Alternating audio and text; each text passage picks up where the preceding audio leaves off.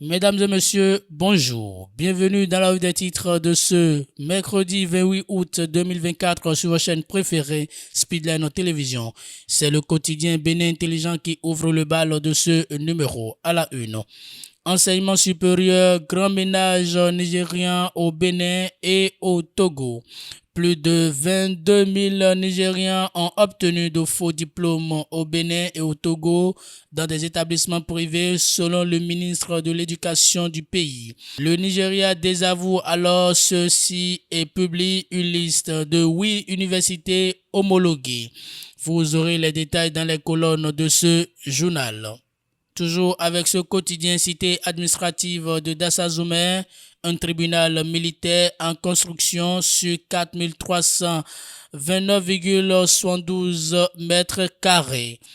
Forces armées béninoises, 20 élèves officiers reçoivent des épaulettes, informe le quotidien. TICAD 9 édition 2025, le Bénin à la conquête des investisseurs japonais. Quant au quotidien Libération, on aperçoit à la une lutte contre la variole du singe, des vaccins pour l'Afrique. Dans le cadre de la lutte contre la variole du singe, le gouvernement allemand veut fournir 100 000 doses de vaccins à l'Afrique.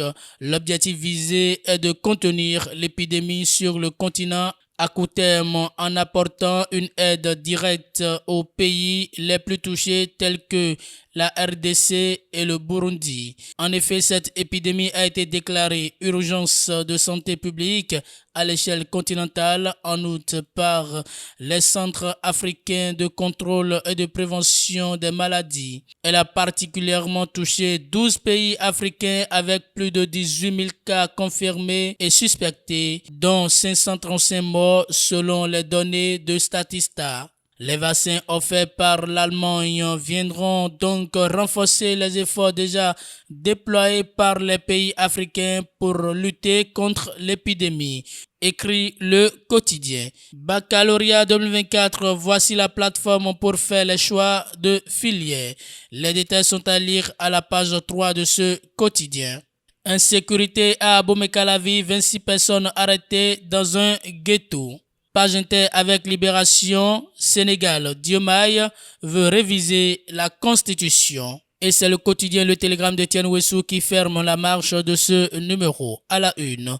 Dossier Fréonville, le procureur de Lomé a oublié de clarifier si Steve Amoussou est-il le chroniqueur anonyme Fréonville ou détenait-il une carte de réfugié au Togo. Deuxième édition de la Coupe de l'Unité à Porto Novo, Louis Vlavonou renouvelle son soutien à la jeunesse.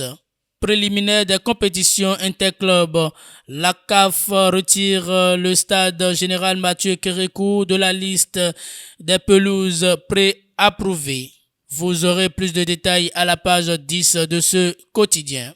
Et pour finir avec ce quotidien, vol de 1000 sacs de riz, plusieurs personnes arrêtées à Kilibo. Mesdames et messieurs, et c'est tout pour la revue des titres de ce mercredi 28 août 2024 sur votre chaîne préférée, Speedline Télévision. Merci pour votre fidélité, écoute et attention. Passez une très bonne journée.